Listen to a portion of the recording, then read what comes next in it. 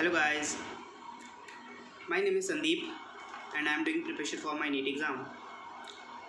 Actually मैंने आपको कल बताया था कि ओवर थिंकिंग से हम कैसे पीछे छुड़ा सकते हैं।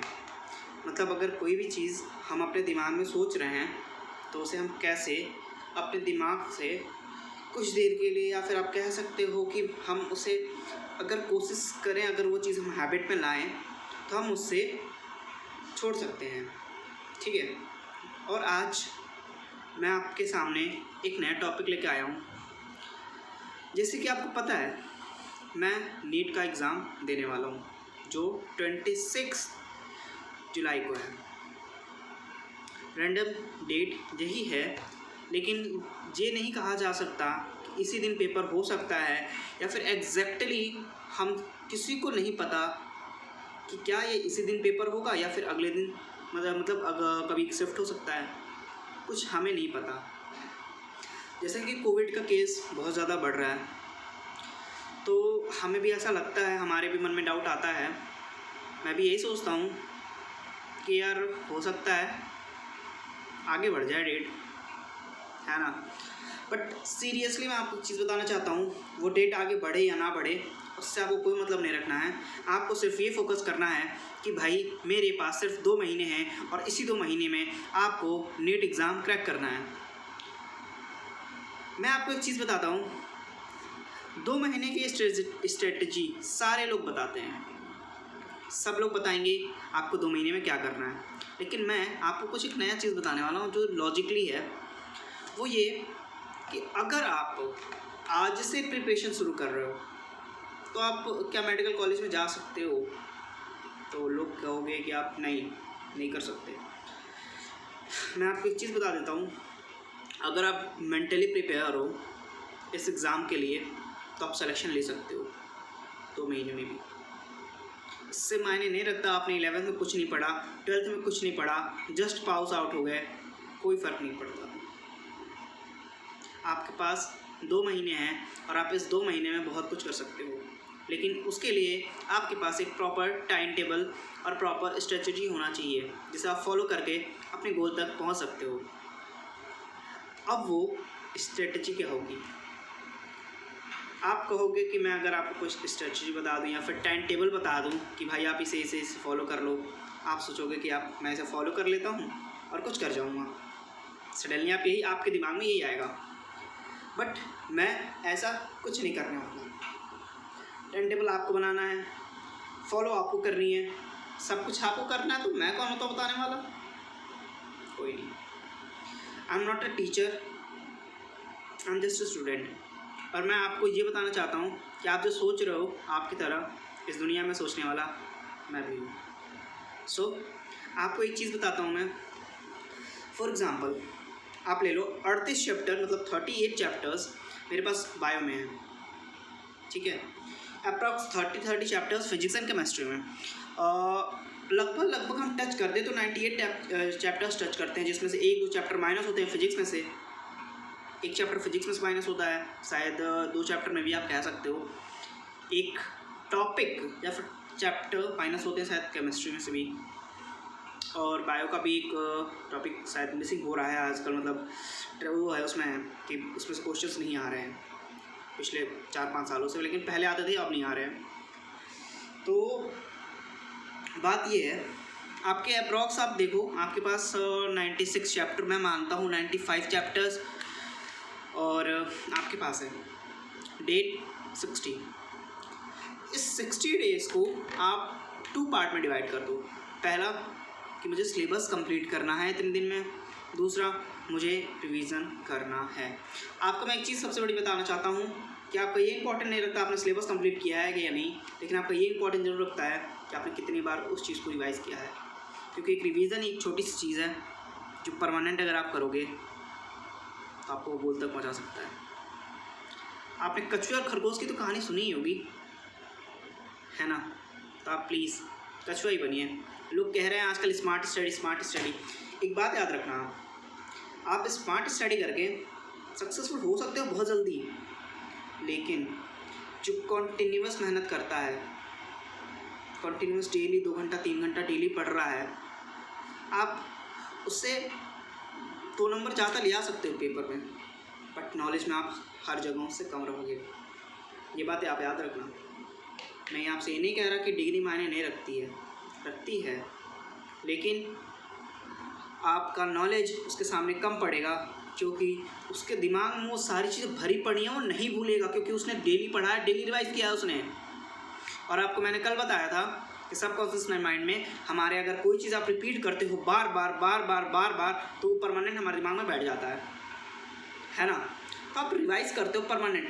फॉर एग्ज़ाम्पल आपको जैसे पता है एल्बुली हमारे एल्बिगो वो करता है, मस्टर्ड पैरासाइट है ना। बार बार दिमाग में अपने डाल रहे हो भाई मस्टर्ड पैरासाइट एल्बिगो।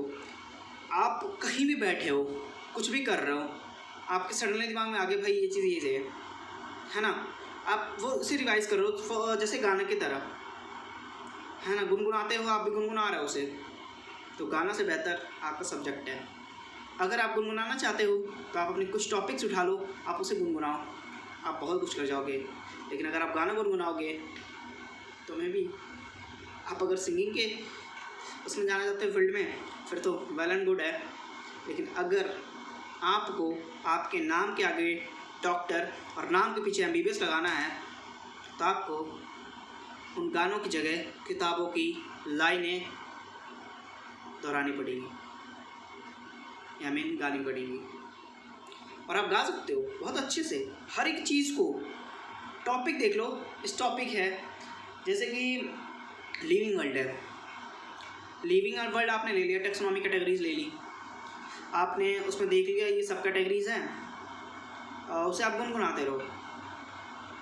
ठीक है भाई, ये ऐसे है, लॉजिक बनाओ अपनी आप खुद की वो बनाओ, ठीक है। आप उसे गुनगुनाओ कि ये ऐसा ऐसा ऐसा, कुछ बैठ रहे हो, कुछ खा रहे हो, भाई ये ऐसा था, मैंने उसमें ऐसा पढ़ा था। आप सोने जा रहे हो तो आप सोते वक्त ना ये सोचो, ये मत सोचो कि आप ये करोगे वो करोगे, या फिर आपको ऐसा उसने कह दिया, ऐसा क्यों कहा। ये सारी चीज़ें छोड़कर आप ये सोचो कि आपने आज पढ़ा क्या है, आपने आज अपने टाइम कहाँ वेस्ट करी है। तो हो सकता है कि आप 2 महीने में नीट क्रैक कर जाओगे, और सडनली सीरियसली आप मेरी एक बात मानो, आप कर जाओगे।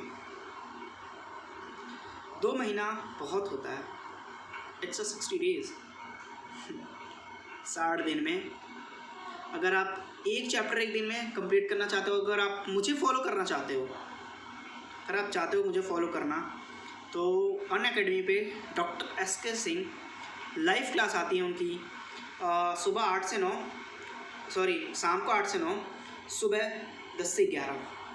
वो बहुत ही अच्छा बायोलॉजी पढ़ाते हैं, और मुझे ऐसा लगता है कि मैं उनकी बायोलॉजी पढ़ने से 330-340 नंबर ला सकता हूँ, क्योंकि मैं उनकी क्या कहते हैं बनाए हुए नोट्स पढ़ के और उनके समझाए हुए तरीक़ों को समझ के प्रीवियस ईयर पेपर सॉल्व करता हूँ डेली। और मेरे से उसमें क्वेश्चंस होते हैं, एम्स के हालांकि क्वेश्चन मैं ज़्यादातर नहीं टच कर पाता हूँ, क्योंकि थोड़ा सा बियॉन्ड द सब्जेक्ट होता है, ज़्यादा NCERT से ना आके बहुत कुछ आगे पूछ देता है, उसमें जनरल नॉलेज के क्वेश्चंस पूछता है, तो मैं एम्स के ज़्यादा टच नहीं करता।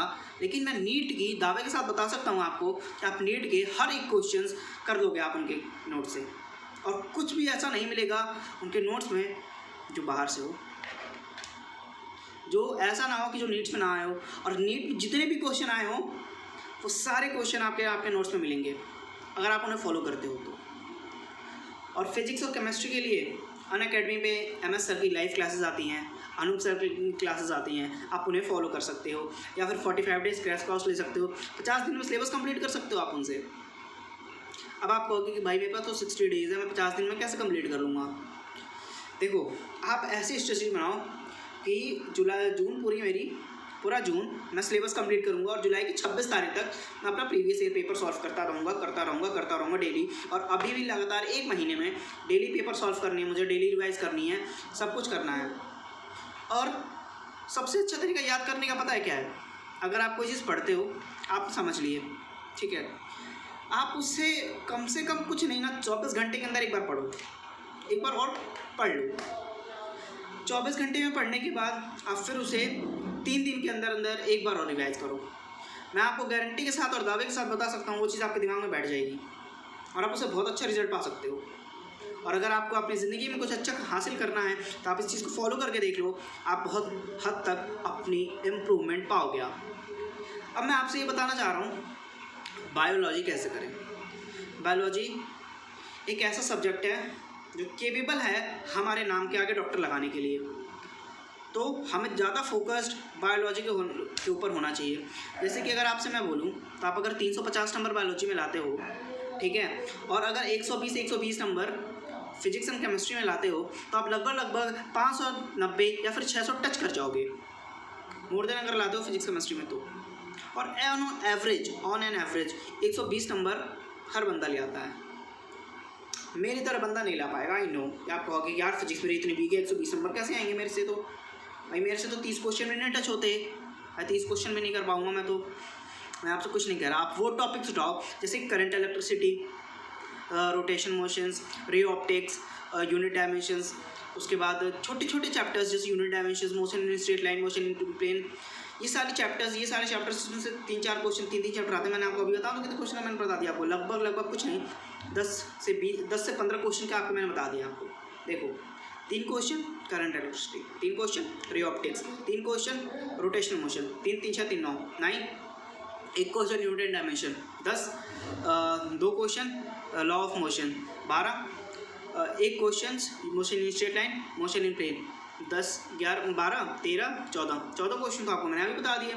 मात्र कितने चैप्टर से? 5 से 6 चैप्टर बस, और वो भी चैप्टर्स आसान है, आप तुरंत कर सकते हो उन्हें। तो ज़्यादा सोचने के लिए आपके पास समय नहीं है कि भाई मैं इसे फॉलो कर लूँ वो कर लूँ, नहीं। आप बस प्रीवियस ईयर पेपर सॉल्व करो और आप जितना पढ़ सकते हो NCERT को रीड करो, क्योंकि NCERT आपकी ग्रंथ है और आप उसे फॉलो करके आप बहुत आगे जा सकते हो। हर एक छोटे से छोटे एग्ज़ाम और बड़े से बड़े एग्ज़ाम के लिए NCERT उनकी ग्रंथ होती है और आप उन्हें फॉलो करके बहुत हद तक अपनी इम्प्रूवमेंट पा सकते हो। अगर आपकी इंग्लिश रीडिंग अच्छी नहीं है, आपके क्या कहते हैं वोकैबुलरी वगैरह अच्छी नहीं है, तो आप उन्हें भी अच्छा कर सकते हो NCERT से रीड करके। अगर आपको कोई डाउट आता है तो डाउटनेट है, ऐप डाउनलोड करो आप उसे भी वो करो। और दूसरी, अगर आपको कोई और मतलब ज़्यादा पढ़ने में दिक्कतें आती है, कोई प्रोनाउंसिएशन नहीं कर पाते हो, तो UM डिक्शनरी डाउनलोड करो आप। यू डिक्शनरी से आप अच्छे वर्ड प्रोनाउंशिएट करना जान जाओगे, प्रोनाउंशिएट। ओके, मैं भी कुछ नहीं जानता था, मुझे भी बहुत ज़्यादा दिक्कत होती थी, बट मैंने अपने अंदर इम्प्रूवमेंट पाई है उससे, वो मुझे बहुत ही हद तक इम्प्रूव करता है।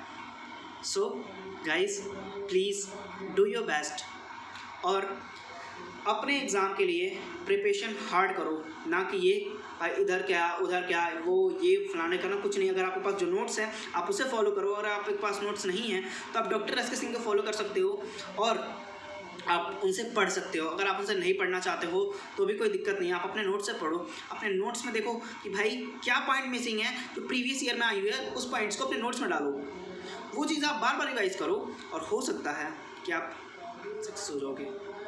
आप सेम करो बायोलॉजी में, सेम करो फिजिक्स में, सेम करो केमिस्ट्री में, मे बी इम्प्रूवमेंट पाओगे। और अगर आपके पास कोई नोट्स नहीं है, कुछ भी नहीं है, तो मैं आपको जस्ट बता रहा हूँ, just go and download the Unacademy learning app.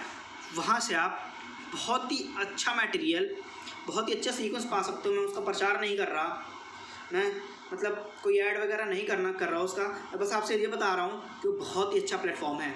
मैं खुद उससे पढ़ता हूँ, मुझे खुद रियलाइज़ हुआ है कि it was best. Thank you guys. एक बात और कहना चाहता हूँ मैं, thanks for your support, see you, good luck.